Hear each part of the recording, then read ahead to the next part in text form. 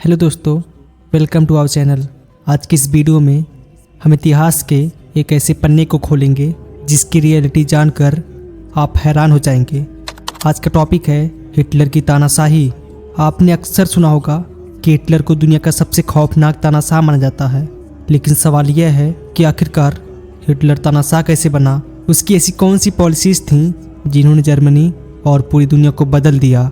And सबसे important question, उसका शासन एक ऐसी मिसाल क्यों बना कि तानाशाही कितनी विनाशकारी हो सकती है। तो चलिए आज हम इन सभी सवालों का जवाब ढूंढते हैं एंड समझते हैं कि कैसे हिटलर की तानाशाही रवैया एंड इसके पॉलिसीज पूरी दुनिया के इतिहास को बदलने का रीजन बनी। अगर आप भी इतिहास के इस पहलू को जानना चाहते हैं तो इस वीडियो को अंत तक देखें एंड चैनल को सब्सक्राइब करना ना भूलें। तो चलिए इस ऐतिहासिक सफर की शुरुआत करते हैं। Meine Arbeit für richtig hältst, ob du glaubst, dass ich fleißig gewesen bin, dass ich gearbeitet habe, dass ich nicht in diesen Jahren für Hitler का जन्म 20 अप्रैल 1889 में ऑस्ट्रिया के ब्राउनाउ में हुआ था। इसके पिता अलियोस हिटलर कस्टम ऑफिसर थे एंड माँ क्लारा हिटलर एक हाउसवाइफ थी। हिटलर के आर्ट का सपना उसकी शुरुआती जीवन का एक इम्पॉर्टेंट एंड इंटरेस्टिंग पहलू है। हिटलर का सपना था कि वह एक मशहूर आर्टिस्ट बने एंड अपने आर्ट के बल पर पूरी दुनिया में अपनी अलग पहचान बनाए। साल 1907 में हिटलर ने वियना की फाइन आर्ट एकेडमी में एडमिशन के लिए अप्लाई किया। यह अपने आर्ट को लेकर बेहद एक्साइटेड था और सोचता था कि वह भी एक सफल पेंटर बनेगा, बट हिटलर को एंट्रेंस एग्जाम में फेल कर दिया गया। उसे यह कहकर रिजेक्ट किया गया कि उसकी पेंटिंग में क्रिएटिविटी नहीं है और वह फाइन आर्ट से ज़्यादा आर्किटेक्चर में बेहतर हो सकता है।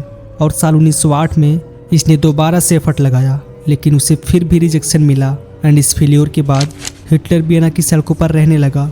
वह पोस्ट कार्ड एंड छोटी छोटी पेंटिंग्स बनाकर बेचा करता ताकि अपना गुजारा कर सके। बार बार की असफलताओं एंड आर्थिक तंगी की वजह से हिटलर ने आर्ट का सपना छोड़ दिया।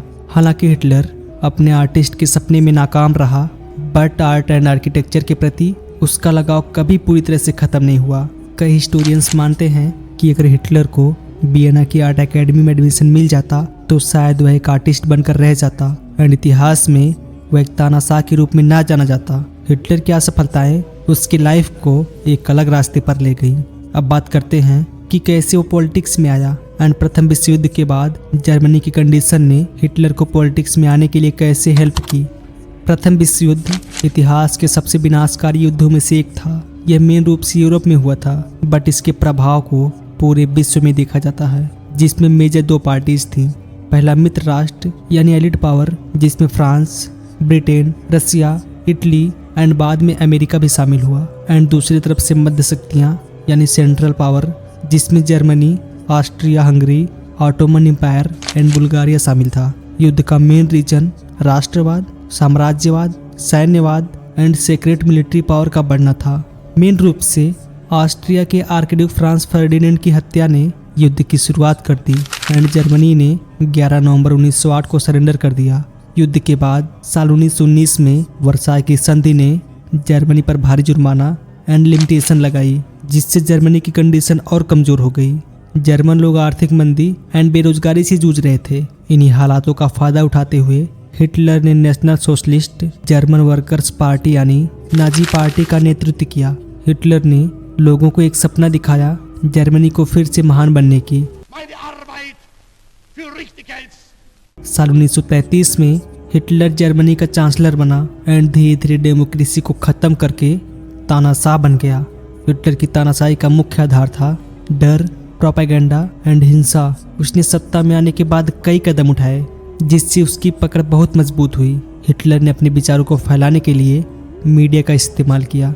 उसने एक झूठी स्टोरी बनाई कि जर्मनी की प्रॉब्लम्स के लिए यहूदी और कम्युनिस्ट जिम्मेदार हैं। जोसेफ ग्लोबल, जो नाजी पार्टी का एक मिनिस्टर था, जिसने झूठ एंड प्रोपेगेंडा को इतनी बार दोहराया कि लोग उसे सच मानने लगे।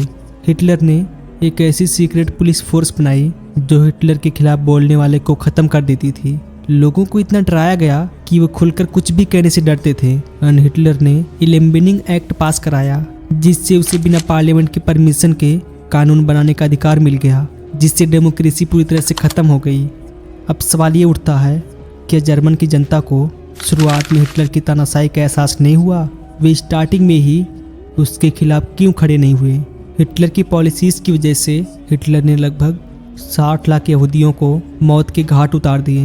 इन्हें कैंप्स में भेजा गया जहां इन्हें भूखा रखा गया, यातनाएं दी गई और फिर मारा गया। ये इतिहास का सबसे बड़ा नरसंहार माना जाता है। एंड साल 1939 में हिटलर ने पोलैंड पर धावा बोल दिया, जिससे द्वितीय विश्व युद्ध शुरू हुआ।